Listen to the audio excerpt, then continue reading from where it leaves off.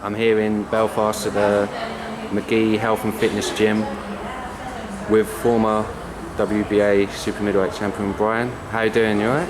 I'm great, Sam. Yeah, fantastic. Good. Smashing. Just like I said to you there, just when I came in, this gym, unbelievable. The facilities, and on a Monday morning coming in to see everyone here.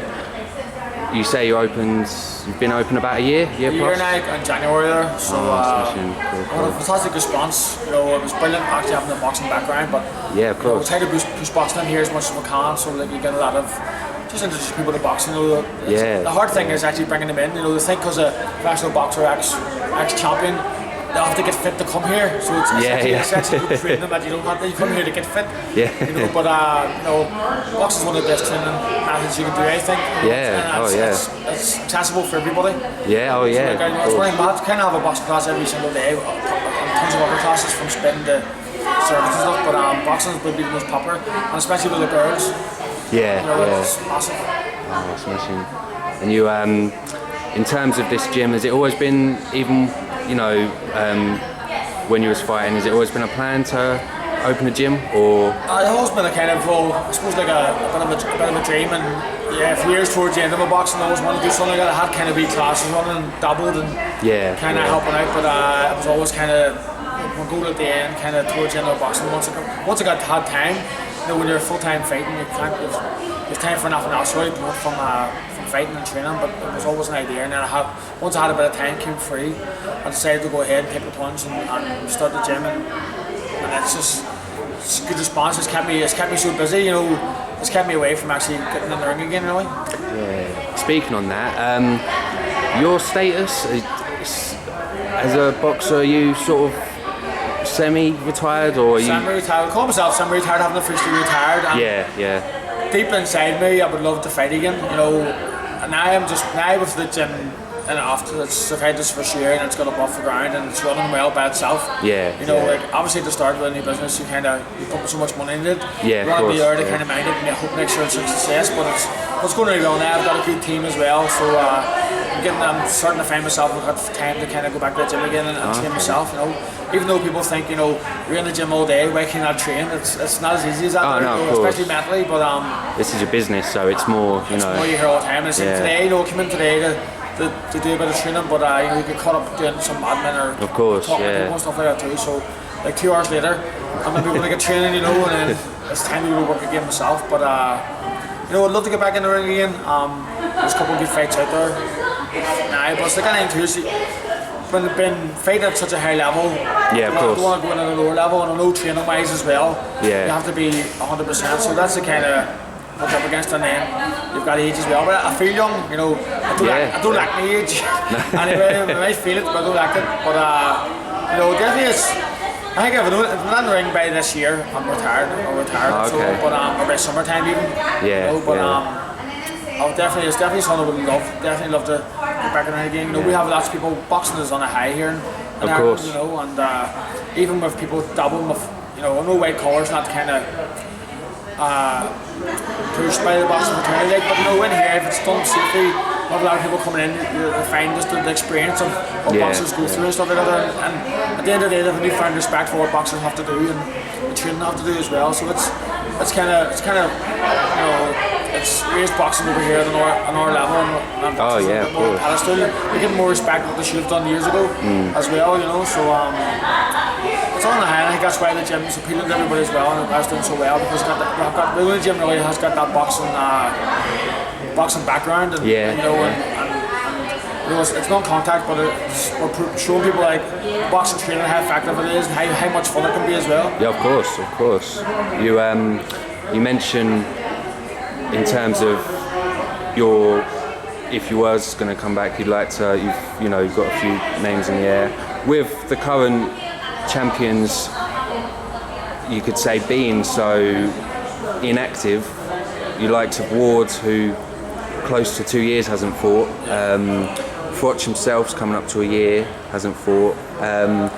So in terms of, have you got someone to sort of not pass this gym on to, but in terms of, you know, going back to, if you was going to go back to full-time training, this business, you know, you've got the people to sort of pass this on to whilst you're getting into. I mean, you're evidently in shape anyway, but kind of a few pounds, but like it's like, I'm not as bad as most boxers when they're tired of this. Oh, of course, yeah. Blow up, so I'm not too bad, but it's just nature.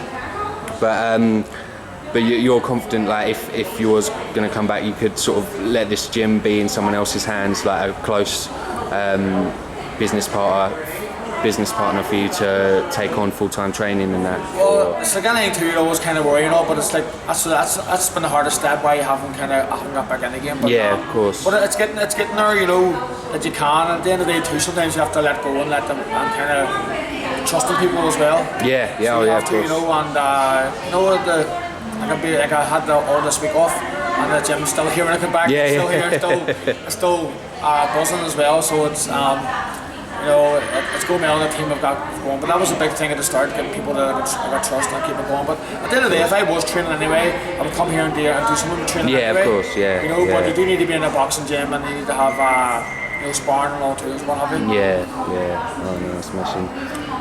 You talk about obviously Irish boxing,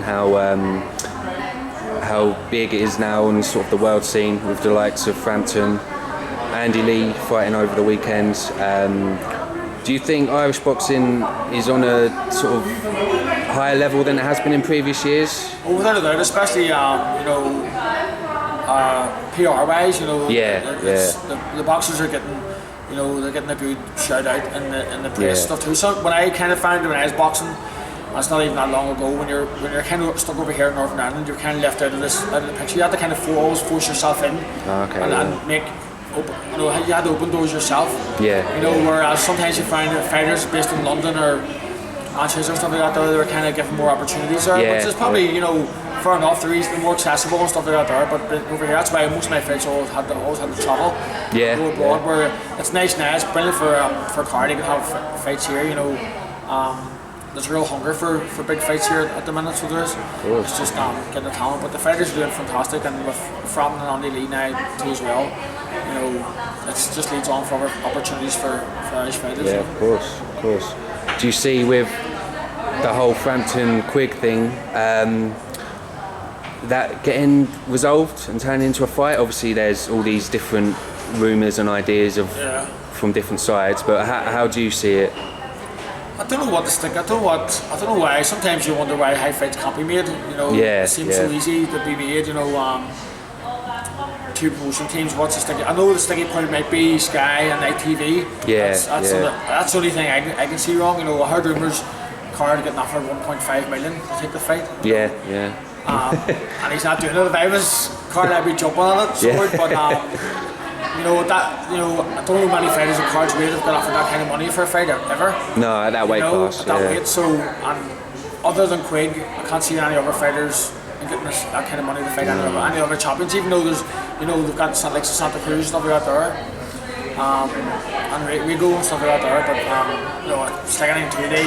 You know, he's got the where he's got so far because he's been managed and well managed and doing things right. So I'm sure they're 100% knowing what they're doing. Oh yeah.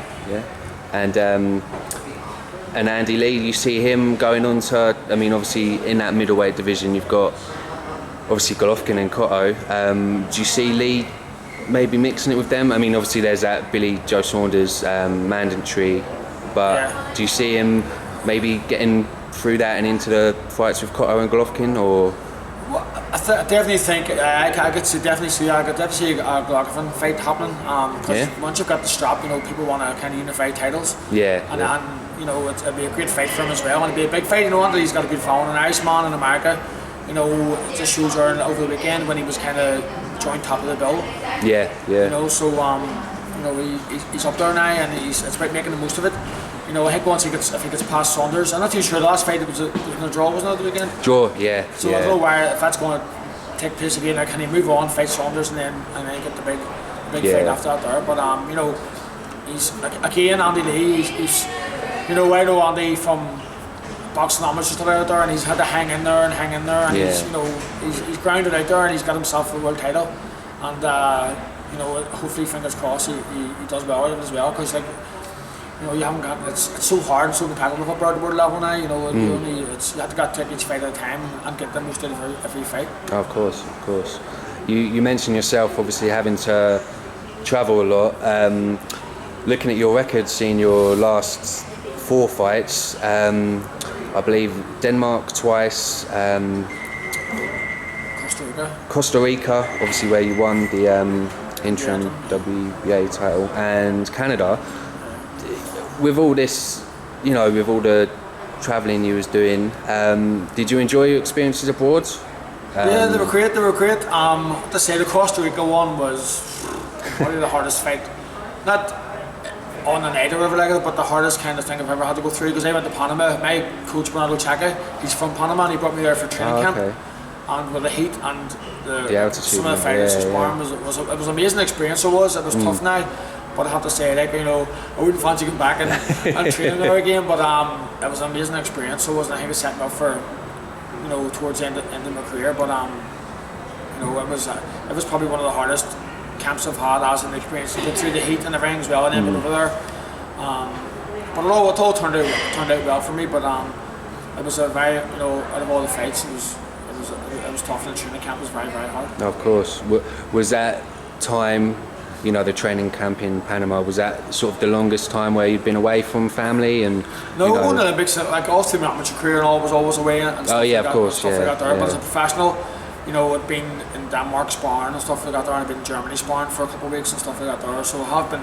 Wasn't like a big deal, but you know, being there was kind of, you know, it was hard facilities. You know, you had to kind of travel everywhere. Was that on the go, and then we still stayed there, moved down to the fight as well. So it was tough. And then while I was sparring as well, the week before the fight, I got my nose broke sparring. So hard, and then it was just kind of one thing after another. I had to get it cauterized actually the day before the fight. It was kind of every time I kind of touched my nose, you don't think it's got itchy nose, especially when it was bleeding. So I had to go, those things you don't really put out because you want your opponent to find out these things. No, of course, all these kind of things had happened. And so I was just happy getting in the ring and just fighting for the title and bringing the title home. No, of course, fabulous. When you turned pro was your debut 1999? Would have been around about then, yeah. Actually kind of forgot not long ago. I can't believe now, looking back now as well, you kind of find I've been actually boxing for over 25 years. Wow. So have like, and it's like, Jesus, I can't believe that, you know. Some boxers now, like I'm actually probably boxing long. Longer he's old, you know, stuff like that. So it's amazing to think. You know, I'm proud as well. You know what I've done. Like it's like anything too. You always kind of. I think it's like maybe Premiership footballers when they come that or a couple of years ago, they've just missed that kind of big kind of upheaval and kind of I suppose in pay and kind of publicity too. The fact with like social media and all now, when I was kind of around, it wasn't as big now. Where you know now kind of. British champion can be huge. The way they market themselves. For me, it was like kind of when you were fighting on Sky, that was just kind of as big as that. But not everybody had Sky now. Where now kind of everybody has got Sky. And so there has been a big difference over the years. But it's great for the fighters coming through now. Like, you know, of course. You turning pro. Did you always, in terms of your aims, was it always to be? Did you start off? You hear sometimes fighters. Their main aim is just to be British champion, and then what were your aims when you was it? Well, I think I always wanted to be like it's like I think I always think you have to set your standards high or bar high, and I always wanted to be world champion. Like you know that you kind of do believe. I mean, you have to have a belief somewhere deep within yourself. Of course, you're going to do it and get there. But I always wanted to be world champion. Like you know, you kind of it's a dream when it all happens and things, but it's you know it's definitely hard. It's hard getting there. So because I remember the time then I had the IBO world title and I lost it and I had to kind of start from scratch again. Like boxing, that's one thing about boxing, it's a cruel sport. It's like snakes and ladders. I always say like once you're champion, you're straight down the bottom of the ladder, you have to climb back up again. Especially I found that been here as well. Once you were down and if you were a good fighter as well, you know, it was even harder to get the opportunity again because people didn't want to fight you as quick as of course. Other champions, you know, people are always looking at an easier option. So it was kind of hard to get fights and kind of when I had the British title and I gave it up for injury and it was meant to be next to 9, next thing I knew somebody else was fighting for it and kind of, you know, you always have, I think every boxer has stories of certain things happening, but a good management team, you know, and they helped me through everything, hard times, but it's like anything too, but it's been a roller coaster ride, like so it has. No, It's been good to me, and I've got this out of it as well. I've learned a lot. I've got to travel the world. You know, I can't complain too much. No. You mentioned your first title, the IBO title. IBO went to Continental, I think it was, yeah. Yeah, and then you went on to win the full version of that. Full version of that, yeah. Was winning that title, was that, you know, your first belt of the full version? Was that a great experience, or was it sort of onwards and upwards? It was fantastic. It kind of came out of the shot, kind of came out of the, not come out of the blue, but like kind of it was like a risky fight. Yeah. So the guy had just stopped. I think it was Adrian Dobson or something like that there, and we're kind of like going. I think it was about my 14th fight or 15th fight or something like that there. So it was kind of a risk. But I seen the video and I said, yeah, definitely I fancy it. We'll take it, and then kind of. Didn't look back from there, like, so whatever. And ended up having like kind of 7 successful or 8 successful defences of the ABO, so it was a great title for me. Yeah, of course. You know, but it was quite hard. People maybe didn't give it the credit it got, but back then it was a new title. But it was the only title you kind of had to fight certain guys in the ranking. So all the champions, everybody's in the ranking. So it was kind of hard. There was no really easy touches. Oh no, of course not. But it was a brilliant belt. So it was, and the experience I had out of having that title, you know, was amazing. It kind of brought things on then, because it means having the world title so early on. I kind of missed out on fighting for the British, I missed out on fighting for the European. So when I lost that title, I had to kind of, you know, of course, Nixon ladders, you're down the ladder. I had to start from scratch again, you know. And I kind of did dabble with going to light heavyweight, and then it just didn't suit me, because I wasn't training as hard, and I wasn't kind of as focused. Then, but super middleweight, I went over to spar Michael Kessler then, and I kind of thought, like, no, super middleweight's good for me. And then I kind of got myself back in shape again, just kind of rebuilt it back up again to getting the British title, then the European title, and then at that stage kind of thought like, I've achieved more, because I wasn't happy with just getting the ABO, the TABO belt. I wanted more, so that wasn't the point when I was kind of going like, no, I was never. People thought after the ABO, would you retire? I don't boxing, what you beat? Are you retiring? Are you retiring? No, I have no intention to retire. When I started, did I always want to be world champion?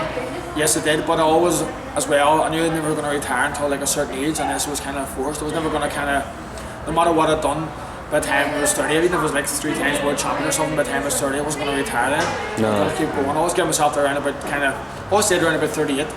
So I'm past it now, 37, you know, but so we'll see if I go on again. Like, you know, in my heart and in my mind, I want to, but it's like, you know, it's kind of circumstances all around you, family now, and business going and all too. So of course, you know, it's things I'm lucky to have, and I should take advantage, because boxing doesn't last forever, so you do have to look ahead. Of course. As a fighter, and then kind of, you know, it's okay people talking. And boxing is full of the big stories of the big fights, but like, you know, apart from that, there, you know, it's a hard way to make a living as well. Oh, of course. You know, you mentioned certain names you're looking at. Is it a case of when you see certain super middleweights on TV, you sort of look at them and think, oh, you know, you could take them, or is it more like you say, if the day comes where you do come back to the ring, you don't want to go through the whole British sort of rankings, you want to sort of have a few fights, then maybe go for a world title. But is there any names sort of in British names that you sort of think that you'd like to take on? I was going to say, because I had a fight with Froch, I'd love to fight with him again, you know. And like, I'd be the biggest fighter there, maybe before he retires as well. You know, it'll be like when after I fought him, like it was like a crossroads as well. Us two, it was a brilliant fight for the British title, but like, you know, he's went on to do so well. Like, he's a great fighter. No, I think he's lucky. He's such a good fighter inside the ring. Outside the ring, I think he just lets himself down.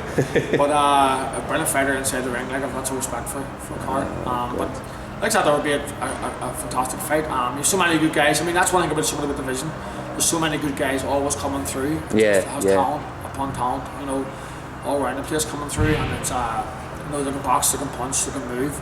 So that's another thing too, right? You have to be ready. You have to be. Of course, so definitely, it's a matter of, you know, it's a hurdle too. You'd love to just jump back in the ring at world level, but it's a couple of fights you have. Of course, Even though now it's an 8-month plan, 12-month plan, you know. Oh, smashing.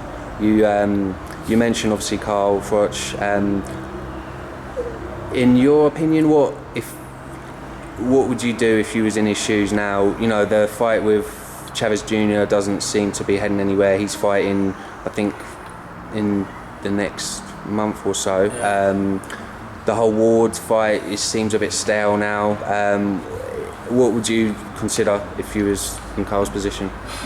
He's done so well. I mean, the Chavez fight was a brilliant fight for him, because it was one, definitely I think he was big favourite to win it. But it was such a good one from the finish on. It was like Calzaghe finished on when he fought Jones. Now, you know, there were fights that were always going to win, but you know, I suppose a dream fight in Vegas and all that Carl's been talking about, it would be, you know, it'd be a dream for him. I'm sorry it's not happening for him, but it would have been fantastic. There's no other really fights that, you know, he's going to go out on the high, because Chavez is such a popular fighter as well. And all the other fighters out there, they're risky fights for him, you know, as well. And I think he's under pressure now too, because he gave up the IBF, didn't he, and the Gale's fighting fit now, and then the W.B.A awarded him the fight Ward, but if he doesn't want to fight Ward, you know, he's going to be left with no title. So he's not having to prove to anybody, you know. He's done it all, he's fought everybody, but I think it was just more as him retiring and being content with his career. He definitely should be, no matter what he does, but you know, I'm sure all the fighters kind of want, when you're growing up and you see big fights in Vegas, you see fights in, used to be Madison Square Gardens, you know, you always kind of dream of fighting in these places, but you know, he should be more than happy for what he's done in his career. Like, you know, he's been he's had a amazing career, so he has, of course. Where you've obviously fought them both at different stages in your career and their careers, with Kessler and Froch. They've obviously had both fights, and you know, it's 1-1 in terms of Kessler's 1-1, Froch's 1 the other. Being in the ring with both of them, if both were in their prime, who would you say would you win that decider? Going, but you know, say if it was prime and there wasn't the inactivity and you know, the ring rust, who would you say? I would fancy Kessler. I think after I fought, like, I was disappointed with my performance against Kessler, just getting caught in the body shot again. I was kind of like, I was disappointed. I thought I had a good start. Like, I always knew what Kessler was like, but I thought after my fight, because I beat the 2 Danish guys beforehand, I was going to be his retirement after my fight, but I think just money talked, and he kind of went on for the Froch, and kind of, I think he was going to retire after. But you know, I think it was an amazing fight, the first one that happened between the two of them, you know, and the second one was a great fight too. But I think Kessler kind of was maybe not as hungry as Froch was for the second one. No. You know, and but without a doubt, like, I mean, it was another brilliant fight. I thought as well. But Froch's his game plans were perfect. The first one was jab and everything as well. It was fantastic. But Kessler's a great boxing brain. They're both great fighters, you know. But you know, Kessler for me might have just edged it if they're both on their prime again, fighting again at the decider. But there's no doubt about it. It would be a good fight to see. So they're both too hard men. Yeah, no, definitely. Yeah, you mentioned Denmark. The atmosphere you had in Denmark, I mean, I know some tabloids and some papers deemed you as sort of a villain over there, obviously with, you know, when you took on and defeated Mads Larsson and Rudy Markussen. But the atmosphere over there, I mean, the stadiums, was it for you, how was it? Was it amazing, or? It was amazing. I mean, okay. I mean, there's no doubt about it. They're totally behind their fighter. You're coming into the crowd with boos and everything. But you know, that's just because they're behind their fighter and they're kind of passionate about their fighter. But like, when I'm walking down the street with them, everybody in Denmark, you know, I get messages all the time. From people in Denmark as well. Like, you know, it was like when I fought B.A as well in Montreal. You know. During the fight and the build up and all, they all want their man to win. There's no doubt about it. But like, you know, when you meet people in the street and stuff, they're you know, they're happy to meet you, and they're kind of wishing you the best of luck. You know, wish you the best of luck, but I want our man to win, kind of thing. You know, which is kind of it's understandable. There's no kind of real hatred there. It was just kind of passionate, I suppose, rivalry. Of course. That win over Larsson, is that? I mean, at the time when you fought him, that in terms of European title fights, that's got to be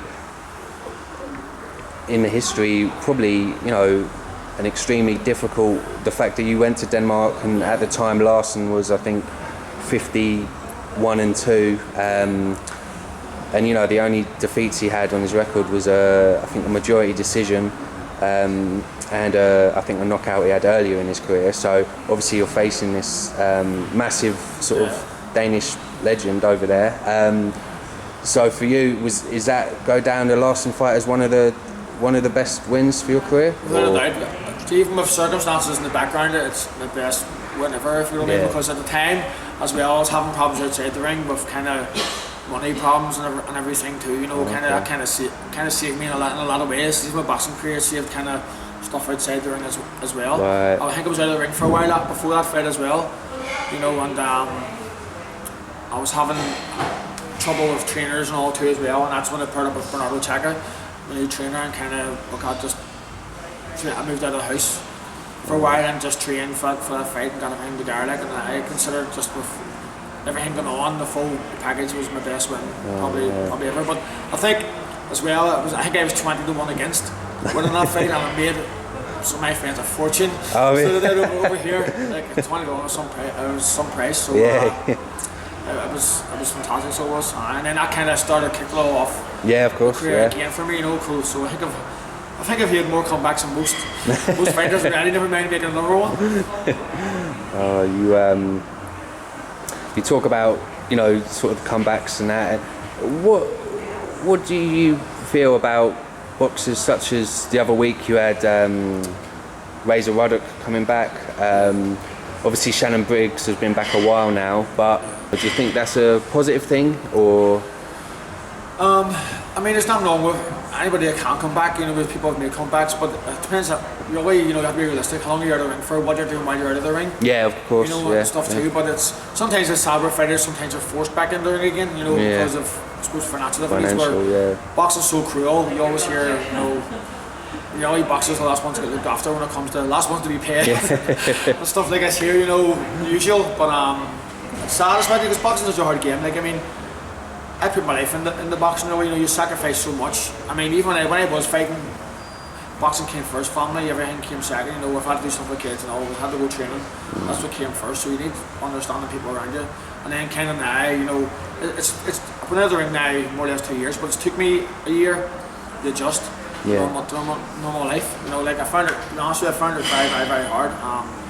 At the start, kind of just wake up in the morning and I don't have to go training. This year, you know, I don't have to. I can eat that if I want. I can drink that if I want. You know, I can kind of go out, and you do have to get control of yourself again too as well, and that's why kind of this year has been fantastic for me. Like, kind of, it's probably saved me from kind of maybe going off the rails and kind of, I suppose, like kind of missing boxing so much, where you kind of miss so much as maybe. You know, you hear so much about the press stuff too, but you do. Boxing is kind of, it's in your blood. You do miss, and you know, I've made a lot of friends out of boxing and go down to the gym training with them all the time too, but I still try to stay in contact with as many as I can. Yeah. You know, and my trainer and all comes here all the time to see me, he comes and trains too, and you know, so, and plus I still got the kind of the hunger for getting in there again. I don't think I'll ever lose that, you know. No, of even course when you're 50, you probably still want to do it, but as far as comebacks are concerned, like, you know, it's sad when they're for the wrong reasons. Yeah. You know, that's the only thing, especially in boxing. But you know, it's like anything in boxing now. You know, I think it's well up there. Your well medicals and all are good, and testings and all is good, and you know, just hopefully they're safe. But like, it's like anything too. It's a tough sport when you get old. Yeah. You know, there's only so much your body can take. No, of course. Yeah. You obviously with your setup here, and you say how this has helped you sort of adapt to not being in the ring and sort of to everyday life. Would you go further in maybe terms of start to be maybe a boxing trainer or manager, or is it at the moment obviously you've just got your gym and you're looking at yourself maybe to return? Somewhere in the future I would like to go there. Like, I've had kind of offers as well already. Okay. To be honest with you, like, time consuming, I haven't got the time. Of course, yeah. Because I know myself too. You know, to be a boxing coach, you have to give 100% as well. You know, you have to be around the fighters training, so you're more or less doing it all yourself. There's no doubt about it. Especially starting off, but I just haven't got that commitment. I've committed so much commitment in other areas. I can't do it myself. And if I did have that time, I would like to probably would have given it to myself to get back in the ring again. You know, if I had that time free. Sure. So now I'd kind of put myself first, but definitely somewhere down the line I would maybe think about doing something like that. I definitely want to have. I mean, this is great because it's kept me having that connection, that link with boxing. Yeah. Where sometimes when you stop boxing, you kind of just you're left in the wilderness and you're kind of lost a bit. So this has kind of kept me kind of that connection and kind of, you know, it's just funny what say, you know, mentally and kind of physically. You don't feel like you've totally walked away from the game. No, you know? you've still got one foot in the door, definitely. Growing up, obviously, during your career, what age did you start sort of boxing? When I was 12, I dabbled in when I was younger in primary school, but properly when I was 12. Oh, okay. Actually, just a boxing club around the corner. We actually finished my last fight training out of St. Agnes Boxing Club. I started there when I was 12 and then kind of met the other clubs, turned pro obviously and had a professional career. But then training in other places, Holy Trinity Boxing Club, which is just up the road, and then kind of came full circle the past 2 years before kind of my last fight, and kind of finished off training the St. Agnes as well. Oh, smashing. Growing up, did you have any major heroes, boxers or sports stars? Or boxing was huge. I mean, I was going to have Mike Tyson and all then. Yeah, of course, you know, and then obviously watching old videos of Muhammad Ali, all of Marvin Hagler, Barry Leonard. What an era of boxing then, you know. But then again, boxing's always been full of great eras, you know. It's just kind of nostalgia. Even like the super middleweight division there when I was kind of boxing around was just so competitive. The likes of Kaiser, Froch, those, you know, you 10, you've Ward, you know, there's so many great fighters at once. But it's you know, I think my favourite fighter of all time would probably be Marvin Hagler. Because he was southpaw as well. You know, and you look towards him, but Ali has always been the greatest. You know. Irish fighters, you know, Steve Collins would have been around then, would have been a hero, and you know, because Chris Eubanks and Ben, you know, you had their own kind of Fab Four then as well, you know. So it was a fantastic time for boxing.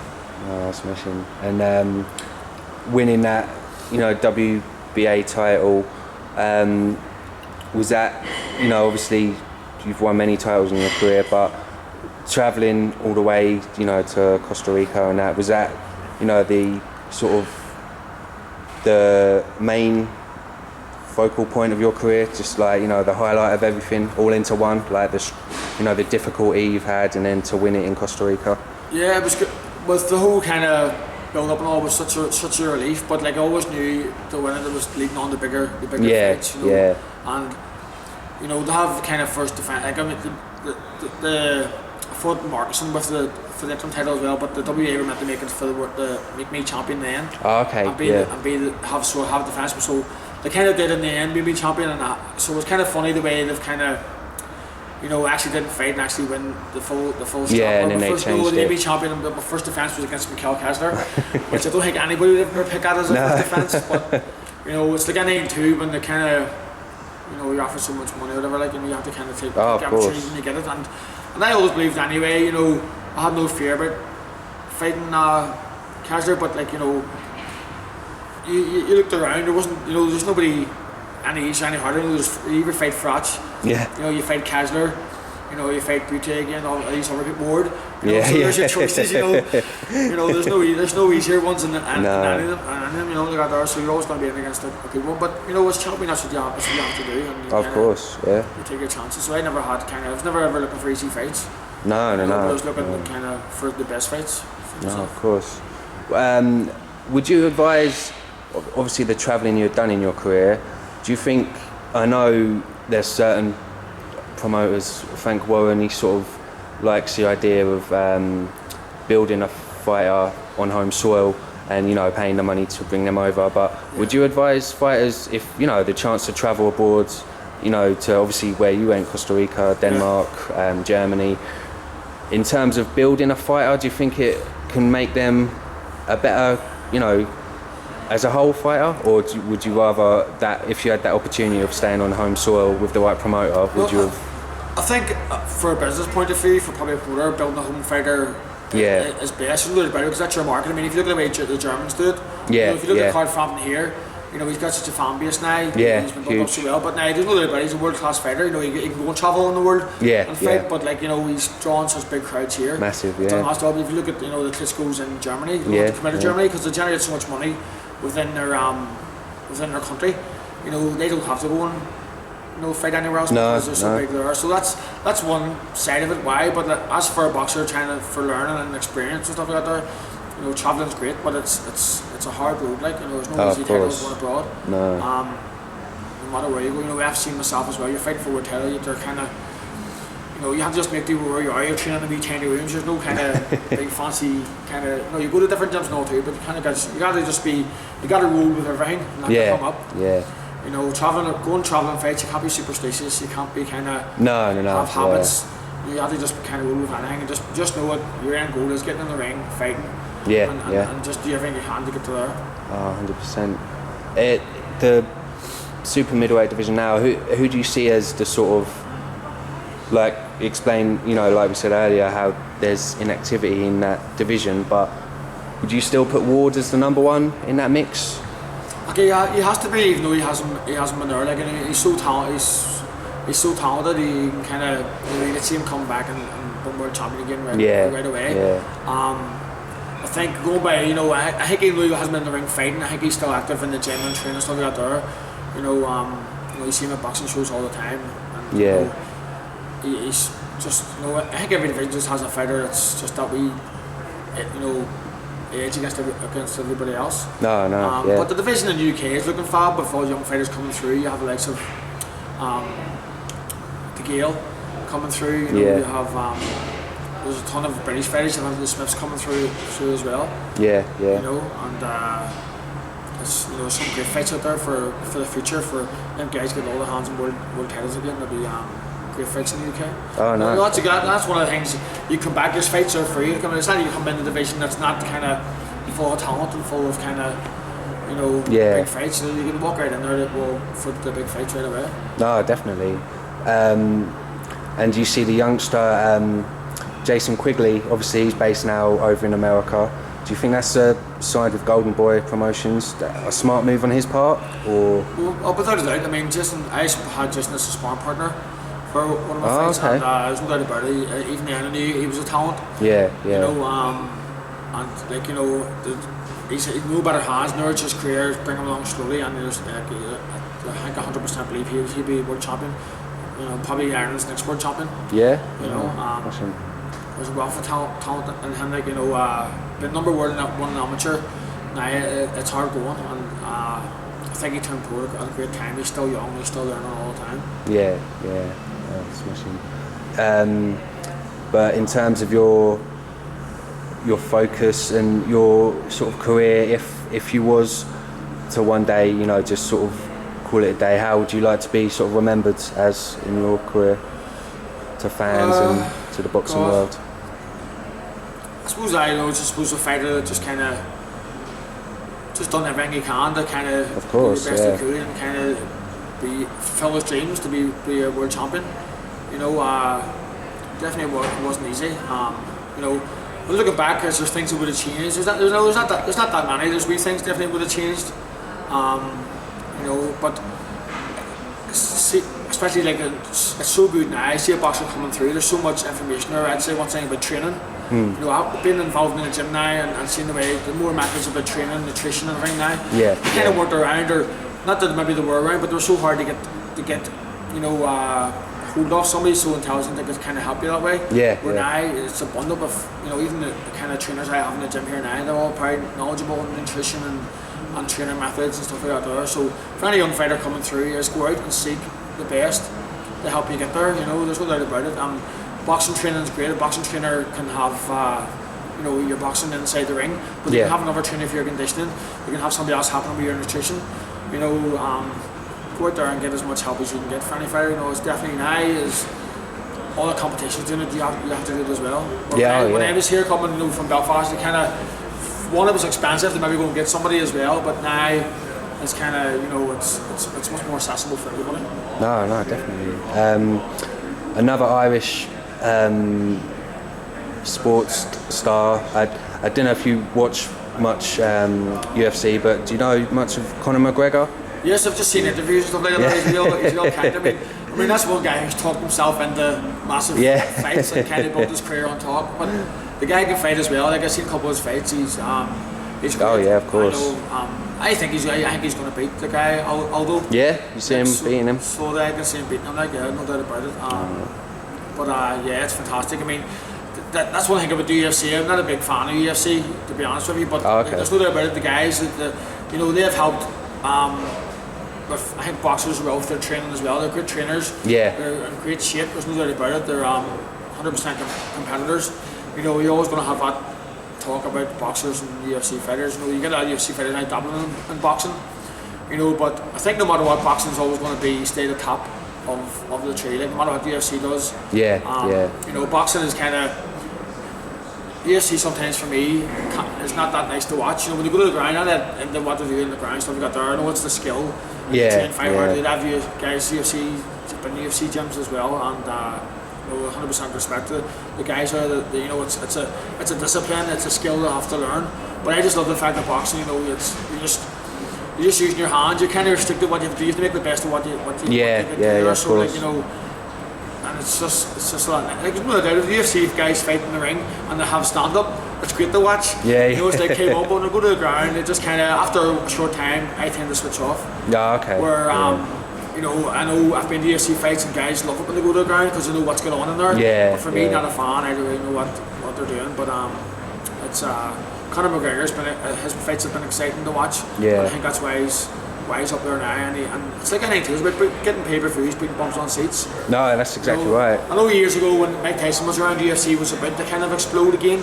And then all of a sudden Mike Tyson appeared, so everybody wanted kind of, you know, wanted to go over to watching boxing again. But now there's such a big market now with TV and internet and everything, so accessible now to have it big. I mean, I don't think anybody even knows Muhammad Ali actually had an MMA fight in his career. He fought a guy in Japan, footage of it. I know he's not there. When he was not even paid $5. I think it was when he was drafted for the army or something like that there. You can check up to behind that for But I remember reading about it and was dead interested in it and I got there. So it's been around for a long time. So it has, you know, it's not just something that's just exploded now, it's been going for years, but you know, boxing has that much history and kind of of course, you know, that background. Lives, and it's but the UFC now is getting, but there's more room. There is room for other sports and stuff like that there, but you know, being a boxer myself, you know, my first love would always be boxing. What do you think of that? Is it BKB boxing? You know, in the small pit. I think there's only been a few fights, but it's more just obviously knockout boxing. A few professional fighters have had a few fights in it. Is that in a circle, is it? Yeah. No, I just seen that on the internet the other day. I was wondering what it was. I thought some kind of new UFC kind of thing. Was that what it is? A boxing thing, is it? It's just market that as a, you know, the next sort of combat sport. But like you say, there's sort of, in terms of boxing, where there's a ring and there's, you know, the sweet science that's involved. That's where I think boxing, you know, it goes ahead and shoulders above everybody else. You know, there's good rules. It's been around so long now as well. It's kind of well regulated. You know, what it's one person for another person. You know, you're limited what you have to make the best of your hands. You can see the skill in it as well, and it's nice to watch. You know, it's as what I say as well. People find out here it's okay watching it on TV and stuff like an armchair, but once kind of people come in here and they kind of do a bit of training, even just for the first time, people go around the bags, go, Jesus, you do 12 3-minute rounds. I've done 3 1-minute rounds. They're on rack. So like, you know, I think that's why boxing is such a kind of, I think people are finding new respect for kind of what boxers have to go through. But of course, you know, I think that's just why you've got the biggest fight in history now coming up with Floyd Mayweather and Pacquiao. How do you see that one going? I fancy Mayweather. Slowly, round 8 or 9. For a knockout. I just think he's too active for Pacquiao, and like, there's no doubt about it. I think they're both coming on the other side of their career. The downward slope. But I think it's still going to be a great fight. You can see Pacquiao putting the pressure on, but I think Mayweather's just going to kind of be too active with his counter punching, and I think he's naturally bigger fighter as well. You know, but I'll be definitely staying up to watch that one. You mentioned Mayweather, and obviously we touched on Conor McGregor. In terms of how to word it, sort of the trash talk outside the ring, and you know, in the build-up, do you think that's a positive aspect on sport? Because obviously it can generate a lot more interest and money. Now, in terms of boxing, you've got the likes of I suppose Tyson Fury. But do you think it's something that boxing needs per se for entertainment, or That's good. That's one thing that probably one of the things I look back at my career I never really did any trash talking. I think now maybe I would have talked myself into a few more fights looking back. But I don't think it's a bad thing. But I think people do. Everybody kind of, I think the first real one was Muhammad Ali. Yeah, of course. Yeah. He don't know with style and with charm. You end up liking him. Where you get some people, the trash talk, but they're kind of the trash talk, and it's not. It's just kind of bad talk. It's kind of with kind of a bad attitude behind it as well, where you can get somebody, if you get somebody touched up with a bit of charm and a bit of kind of style with it, it's make it a bit of fun as well. You can still trash talk as well, but there's no in the ring, no matter what, when you go in, that's one thing about boxing or any fight game like UFC, once you fight, any kind of hatred or malice you've had towards the other person is kind of took away. You usually end up with nothing but respect for of course. So you trash talk. I always thought you trash talk all you want to say the ring after the fight. It doesn't mean anything. It's not going to make a difference to what way the fight's only if you let it affect you. So there's a mental game in there when you trash talk as well. It's a mental battle, but I just took it for granted everybody was kind of mentally strong enough to kind of. Of course. Was trash talk, but like it's kind of Conor McGregor trash talk, and he's generated so much interest in himself, and he kind of does it where you end up liking the guy, as well. So he's got that Irish charm as well, so you have to like him. But for a pity, I mean, he's I'll probably never tuned in to watch a UFC fight ever, only if it's on, but I'll tune in for that one. So definitely. He's made a fan of me. Over your career, did you have a major rival or someone that before, obviously, like you say, after the fighting, it's all the respect's there, but was there anyone you sort of had a major sort of clash with in your career, or was it?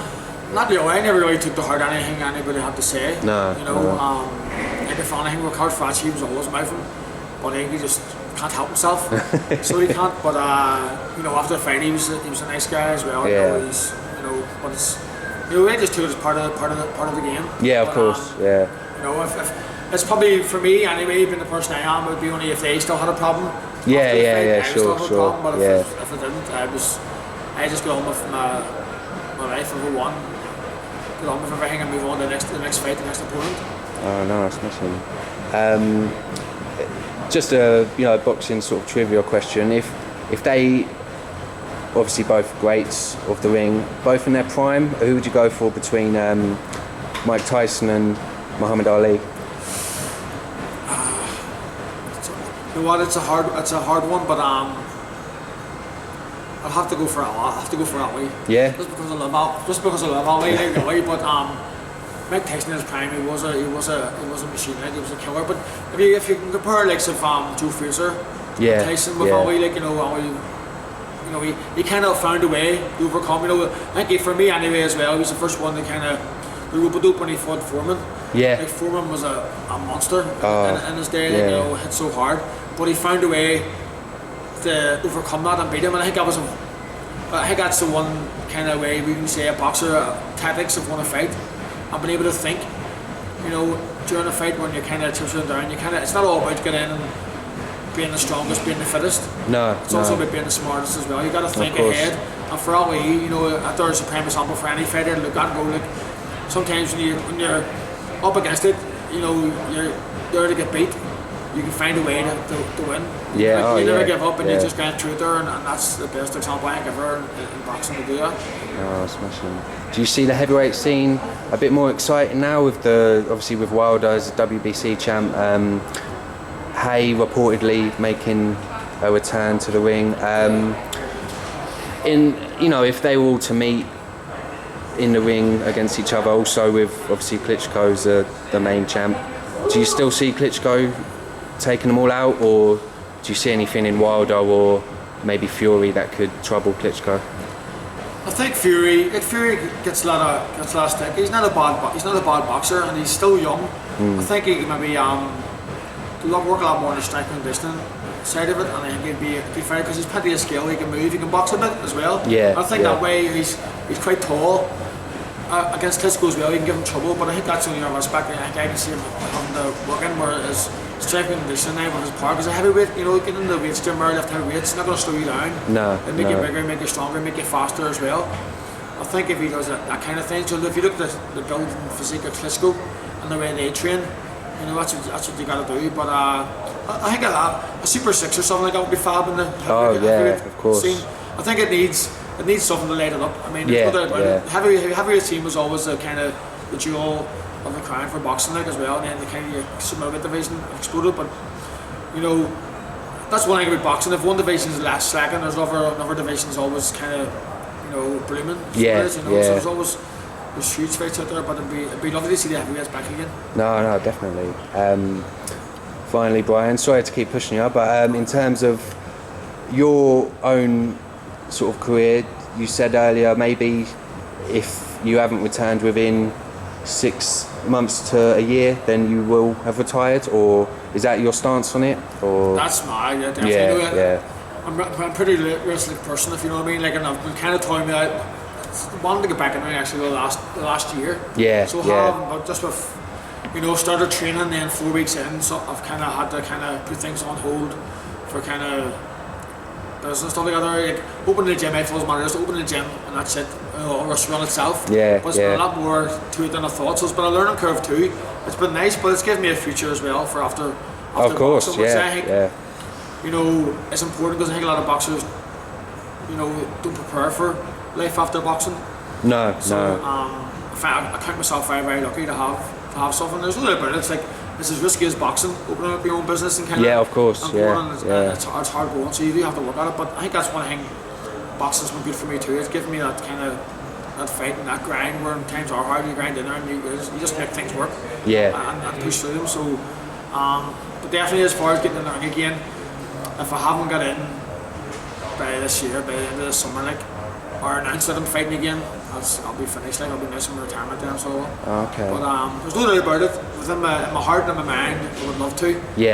But it's 49. By the time I have my 40th birthday in June, 9th of June, if I haven't got myself back in shape and in the ring again, we could probably the next announcement we make would be officially retired. Okay. You obviously this gym downstairs as well. The facilities are top notch. You've got all your machinery upstairs here, obviously with the punch bags, the boxer size classes. Is this? I mean, just from me walking in and seeing, the whole gym and how impressed I was with it. Is this something that maybe predominantly, obviously, is here in Belfast, but maybe even like future business-wise, you'd like to make further gyms down the line, like in different locations? Well, without a doubt. I mean, that's where the kind of you're asked the question at the start. When you first do something, did you always want to be world champion? When I first opened this place, didn't want to have one gym. I wanted to have a gym. So I always kind of, I think no matter what, as a boxer, as a fighter, when you want to be your champion, you've always got, no matter what you do, you want to put 100% in it and you want to be successful at it. It's just something you just have, and there's no doubt about it. I'm more than happy now with this year we've got it going, but you just have that drive in you. Of course. Pushing for more. It's not like a greed thing or nothing like that. It's just that you just have that kind of push in you. Of course. To kind of keep going on. So definitely without doubt. I mean, so far we're on the right track of doing that. So fingers crossed, it'll not be too long before number two's up and running, fingers crossed. Especially if I don't get back in the ring again, I'll have more time to do it. But maybe I'll have to get back in the ring to fund it. That's another thing. So we'll see. Oh no, of course. Well, obviously in your gym, a message to obviously people around this area, Belfast. Your gym's not. You sort of stressed earlier that it's not just for youngsters that want to be professional boxers. This gym is for sort of anyone that wants to just come in and sort of get a bit more healthier. Is that your message to sort of this gym? Without a doubt. I mean, that's one thing that we kind of problem have had at the start, whereas gym opened by world champion boxer. I have to get fit before I go to that gym. But this is the ideal place to come and actually get yourself fit and kind of if you're stuck in a rut and you need a change, you need that kind of a change in your life. There's no better place than here. No, of course. I always said about boxing. Boxing's in everybody's DNA. We go back to when we were kind of cavemen and stuff. You always had that kind of fight in you, and it's bringing that out. And there's no better fun and it's accessible for everybody to stand hitting a punch bag. You know, there's no contact in here, but there's no better kind of training. There's no more fun training, and you know, people can go on about kind of different kind. You know, in the fitness world, you get all these different training methods. This one's better, that one's better, this one. But for me, it's, you know, if you're just training to get fit and just kind of have a healthy life, and maybe, you know, you want to go out and play more with the kids and kind of fight back the aging process and stuff like that. There, you know, you have to do something that you enjoy. Why you want to go and do something? You can't go, oh, I have to go to the gym again, I'm dreading it. And that's what most people do. Yeah. Find something that you love to do, and under here, we kind of have. We've everything under one roof, but we dabble in all different styles. You know, you go to some gyms, they're tied into kind of certain kind of classes, certain kind of things, but we kind of we do our own style, our own kind of training classes. So you know, most people so up to date, up to now, are enjoying them, and that's what it's about, making it all fun and making it. There's no doubt about it. It's quality training. You know, I do the classes myself if I'm not taking them. So like, you know, they're great, but it's about having fun as well with it, and kind of, you know, making it an hour in your day where you're actually going to enjoy coming to it, and you don't want to. Would you miss it 2 weeks down the line? You know, we want you missing that you've not been here. No, of course. Well, Brian, well, you've obviously, you know, this whole business has been booming, and it's just it's comforting for fight fans to know. Obviously, like you say, you hear some people, you know, they get they retire, well, sort of semi-retire, and then they sort of go off the wagon a bit. Whereas yourself, obviously, you've opened this business and everything seems to be. It's just nice that you've got that sort of that drive, and you know, you're finding yourself obviously with loads of different options, and you're busy. So you'd say, you know, you're enjoying life at the moment, and you're happy with things are going with the business. Yeah, without a doubt. I mean, as I say, you've always got that thing. You want it to be better, but like, you know, it's like your boxing career. I mean, I just find in business you can learn so much from sport and apply it to kind of business as well. But yeah, so far it's going well. It's definitely been a massive learning curve, especially the first year. And adapting to it, and I'm still learning all the time as well, and I'm still adapting and adjusting as well, because I still get that hunger where I want to kind of still fight on as well, where you're kind of, you know, giving 50% of the thought process to get back 50% to this year, the future of this year. So, you know, I know I'm getting to this stage now in the next 11 months, so I've got to make up my mind and then push on to what I'm going to do the rest of my life. Oh, no, you know, so it's not a big decision. I mean, I've 3 kids and all now as well, and hitting 40, so, and with having the career I've had in boxing as well, and getting out of boxing as well, kind of with no major, you know, scars, and still got my health. No, exactly. And everything too. You know, definitely count myself very, very lucky. You know. Of course. And to have something to turn to as well, which has been this year. It's been it's been great. Oh no, fabulous. Well, Brian, hopefully, you know, whether the news comes about the return or not, you've had an amazing career yourself, former British, European and obviously world super middleweight champion. So yeah, hopefully fans here, you know, will hear something in the next few months, or if not, maybe there'll be a gym opening down somewhere in England or somewhere definitely, over the UK. But no, thank you, Brian, for your time, and take care. Thank you. Course, thank you. That's actually another idea that I've had, because, you know, with the gym here now as well, it's, you know, sports people, like I've tried to get ex-boxers now to come and actually take part in the classes. Sometimes to find what, you know, things to do. Yeah. And this is the ideal thing, is to do what they've been doing all their life, is kind of training and stuff. And that's what I actually would love, to have ex-boxers, ex-athletes, ex-professionals, sports people, come here and come in this environment. Yeah, oh no, definitely. And stuff. And not even that there. Sometimes, you know, it's a thing about.